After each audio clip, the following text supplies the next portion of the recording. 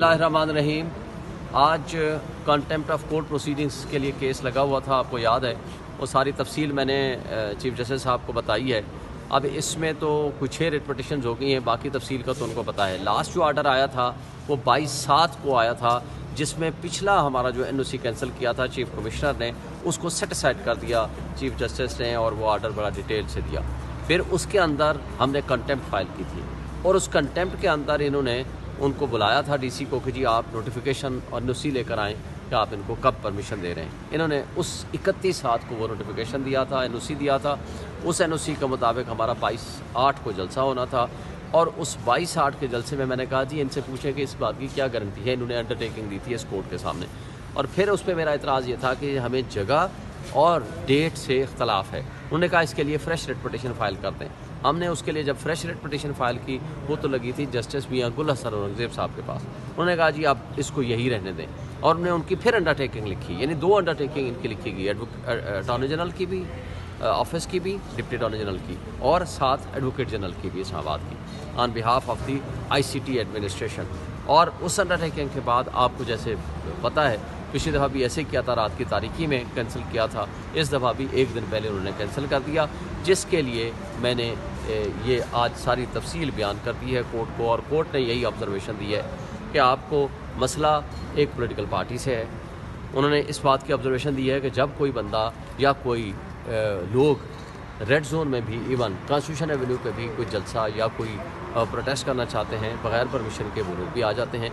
लेकिन आप इनको इजाज़त क्यों नहीं दे रहे, इसकी वजह क्या है? और इसकी वजह जो नज़र आती है वो पॉलिटिकल मोटिवेशन है। और फिर दूसरी बात, आपने आज तक, मैंने भी उनको कहा कि आज तक कोई जगह मुतय्यन क्यों नहीं की कि जहाँ लोग आकर प्रोटेस्ट करें, या जहाँ आकर के वो कोई जलसा जुलूस कर सकें। तो लिहाजा जलसा करना ये फंडामेंटल राइट है हर पॉलिटिकल पार्टी का, हर एक सिटीज़न ऑफ पाकिस्तान का। तो लिहाजा इसको आप रोकेंगे तो ये कंटेम्प्ट ऑफ कोर्ट होगा, और अदालत के हुक्म की सिर्फ खिलाफ वर्जी नहीं होगी, बल्कि ये आइन की खिलाफ वर्जी होगी, क्योंकि ये आइनी हक है। बहरहाल इसके ऊपर मैंने एक रिक्वेस्ट की है कि जी जब तक आप इनको सज़ा नहीं देंगे, तब तक आपके हुक्म पे अमल दरामद नहीं करेंगे। सज़ा बेशक छोटी दें, लेकिन सज़ा आपको देनी पड़ेगी। बहरहाल चूँकि 8 का आप जलसा है, अब इंशाल्लाह इस पे ज़रूर होगा। उसके लिए तो आपको पता है, पहले ही खान साहब का पैगाम भी आ चुका है, और इंशाल्लाह ताला इस कंटेम्प्ट प्रोसीडिंग्स की भी डेट रख दी गई है 10, और इंशाल्लाह इस पे भी हम उम्मीद करते हैं कि अदालत ने जो वाज़े अहकामात दी हैं, उसकी जिस तरह हुक्मतुली की गई है, मैं ये समझता हूँ कि इस पे भी एक्शन ज़रूर होगा। शिवसेना साहब, इतने पुरसाज माहौल में आपका 2 दफ़ा जलसा कैंसिल किया गया, जो नोटिफिकेशन, क्या लगता है आपको अभी 10 को आपको जलसा करने दिया जाएगा? 8 को सर, इसी में ऐड कर लें कि एडवोकेट जनरल साहब ने इस बार अदालत की क्या यकीन दहानी करवाई? देखिए, यकीन दहानियाँ पहले भी करा चुके थे, इस दफ़ा भी कराई है, लेकिन इस दफ़ा सिर्फ एक लफ्ज़ ऐड किया है इंशाअल्लाह, तो इस पर मुझे शक पड़ता है। तो इसलिए मुझे ये शक ज़रूर है कि ये 8 के जलसे से 7 तारीख को ये फिर एक कोई कैंसिलेशन करेंगे।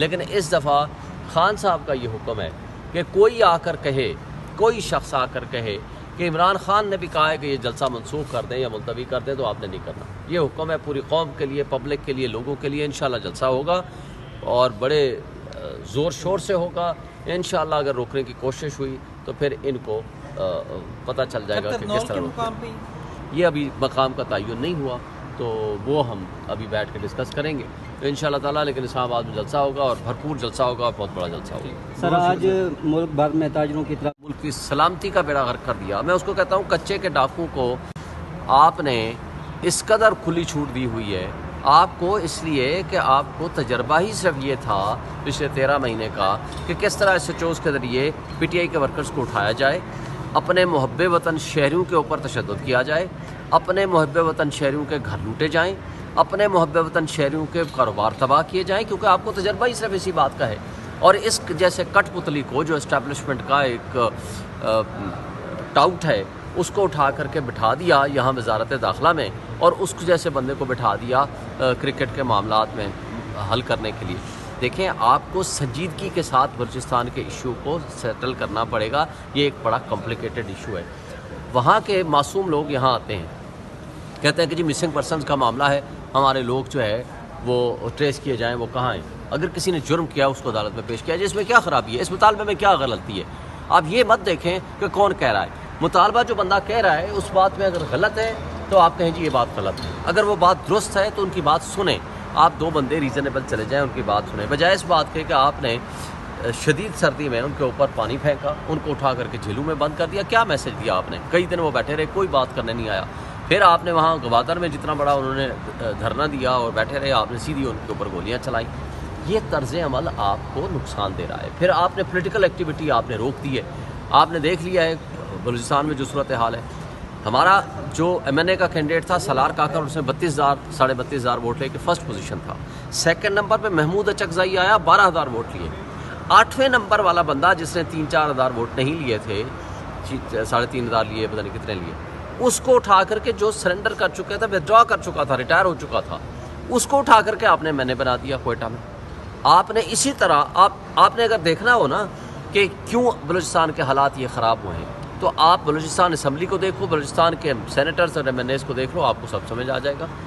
بات یہ ہے کہ اگر آپ نے وہاں کے حقیقی نمائندوں کو, جن کو عوام چاہتی ہے, ان کو آپ نے ریجیکٹ کرا دیا, اور جو ریجیکٹڈ لوگ ہیں ان کو اٹھا کر کے آپ نے مسلط کر دیا, تو پھر بلوچستان کے مسائل کیسے حل ہوں گے؟ سرفراز بگٹی کی کیا کوالٹی ہے؟ کیا صرف یہی اسپیشلٹی ہے کہ وہ آپ کا خاص والخاص ہے اسٹیبلشمنٹ کا, اور یہاں وہ انٹرم سیٹ اپ کا وزیر داخلہ تھا, یہاں سے اٹھایا جا کر کے آپ نے چیف منسٹر بنا دیا. انوار کاکڑ کو اٹھایا کہ آپ کا چونکہ خاص والخاص تھا, کیونکہ کوالٹی اس کی صرف یہی ہے, اور اٹھا کر کے آپ نے اس کو پرائم منسٹر بنا دیا. بھائی حقیقی نمائندوں کو اگر جب تک آپ آگے نہیں آنے دیں گے, اس ملک کو مسائل وہ حل نہیں کر سکتے. پھر وہاں جب آپ تشدد کرتے ہیں یا زیادتی کرتے ہیں یا ایک بندے کو مسنگ پرسن بناتے ہیں, مجھے بتا دیں, میں کہتا ہوں کہ جس کو آپ نے اٹھایا آپ کی نظر میں وہ مجرم ہے, مان لیتے ہیں فار دی ٹائم بینگ کہ وہ مجرم ہے. بھائی اس کا قبیلہ, اس کے گھر والے, اس کے باقی لوگ تو مجرم نہیں ہیں نا. جب وہ مطالبہ کرتے ہیں کہ ہمارے بندے کو پیش کرو کسی عدالت میں, آپ کے پاس بیسٹ اپرچونیٹی ہے کہ آپ اس کو ایویڈنس کے ساتھ لے کر کے پیش کرو کورٹ آف لاء میں, اور اس کو ثابت کرو کہ یہ مجرم ہے. مگر بجائے اس کو پروسیڈ کرنے کے سب کو کہہ دیتے ہو یہ دہشت گرد ہیں, تو اس کا کیا نقصان ہوتا ہے؟ پھر واقعی وہ کہتے ہیں کہ جب ہمیں دہشت گرد کہہ کے مارتے ہو, گولیاں مارتے ہو, تو پھر ہم کیا کریں؟ تو بات یہ ہے کہ آپ کو اس کو سنجیدگی کے ساتھ لینا پڑے گا. محسن نقوی جیسے بندوں کے ذریعے پالیسیاں نہیں بنانی پڑیں گی. آپ کو سنجیدہ طریقے سے ان مسائل کا حل سوچنا پڑے گا. جو وہاں کے حقیقی نمائندے ہیں ان کو انگیج کرنا پڑے گا, عوام کو انگیج کرنا پڑے گا, معاشی بہتری کی طرف لے کے جانا پڑے گا, ورنہ یہ اور زیادہ بگڑے گا یہ معاملہ. آپ بگاڑ کی طرف لے جانے کے بجائے اس کو سدھار کی طرف لے کے جائیں. شکریہ.